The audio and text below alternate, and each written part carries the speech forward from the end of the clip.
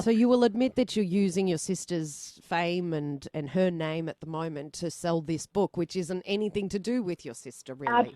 No, absolutely not. No, that's not true. This is my life. This is my personal experience.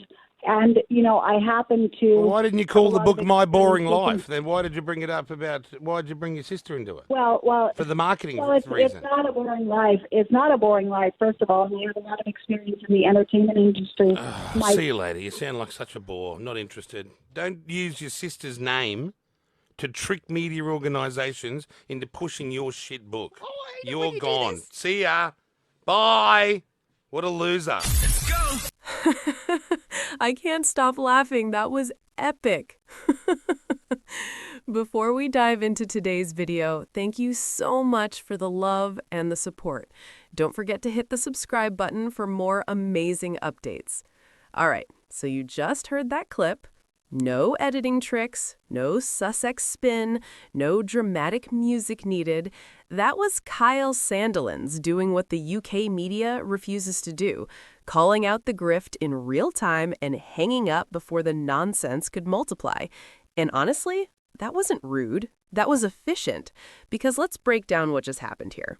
Meghan Sussex's half-sister, affectionately known across the internet as Scammy, called into a radio show to promote her book that somehow, magically, mysteriously, has nothing to do with Meghan, while being absolutely soaked in Meghan's name, relevance, and existence. And Kyle clocked it in under 30 seconds. Why didn't you call the book My Boring Life? I screamed. That line alone deserves its own plaque, a trophy, a public holiday, because that is the core issue, isn't it? If this book was really about her life, her journey, her experiences, her story, then Meghan Sussex would not be the marketing hook. Period. End of sentence. No footnotes, no asterisks, no dramatic sighs. But that's never the case, because here's the uncomfortable truth that Kyle dragged into the daylight and left blinking under studio lights. Without Meghan, there is no audience, no interviews, no headlines, no publishing deal, no media interest. And Kyle wasn't having it. Notice how quickly the tone changed the second he asked the question everyone else tiptoes around. You're using your sister's fame to sell this book. Straightforward. Clean, no hedging, no fluff, no with respect. And the response? Word salad, deflection, vibes-based denial. This is my life. I happen to. We have experience in the entertainment industry. Stop. That's not an answer. That's what people say when they don't want to admit the quiet part out loud, but also don't want the call to end yet. Kyle didn't let her finish, not because he's cruel, but because he recognized a time waster. And when he followed up with, for the marketing, it was already over. The checkmate had been delivered, the board was flipped, the pieces were flying. And then he did what every producer, editor, and audience member has wanted to do for years. He hung up. Don't use your sister's name to trick media organizations into pushing your shit book. I mean, say it again for the tabloids in the back, the side, and the ones pretending not to hear. This wasn't about Meghan. This was about exploitation masquerading as victimhood. Because let's be very clear, Meghan Sussex has spent years being accused of using the royal family, using fame, using media attention. Yet the only people who consistently monetize her name without consent are the ones who share DNA but not loyalty. Kyle didn't defend Meghan explicitly, but he didn't have to. His reaction did it for him. And the part that made this moment so delicious, this wasn't the UK media. This wasn't a royal rota reporter pretending to be neutral while sharpening knives behind the scenes. This was an outsider. No palace access, no deference, no obsession with crowns, curtsies, or imaginary rules. Just common sense and a short fuse for nonsense. Which is exactly why it landed.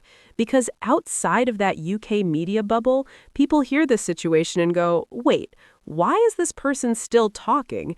And Kyle said it out loud. You sound like such a bore. I mean, he didn't call her evil. He didn't attack her character. He didn't dramatize it. He dismissed her. And dismissal is what scammers fear most. No outrage, no debate, just, you're not interesting enough to continue this conversation. That's power. And notice something else, because this part matters.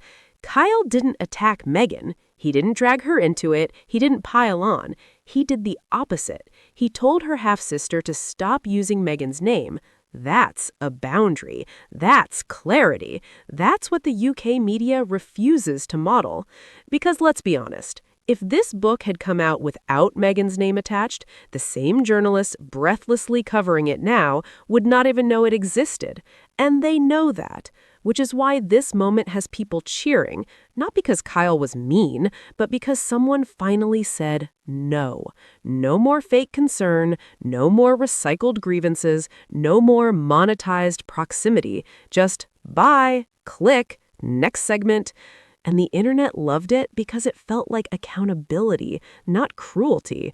Kyle didn't platform pain, he shut down opportunism. That distinction matters. For years, Meghan Sussex has been expected to absorb endless commentary from people who benefit from her existence while claiming to resent it. And every time she stays silent, she's called calculated. When she speaks, she's called manipulative. Meanwhile, the people who won't stop selling proximity are framed as truth-tellers. Kyle didn't buy it. He heard the pitch, he recognized the pattern, he opted out. And honestly, that's the blueprint.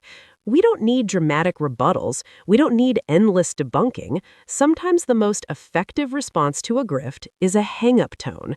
So yes, this was epic. Yes, it was pure gold. And yes, it exposed something the UK media desperately tries to blur.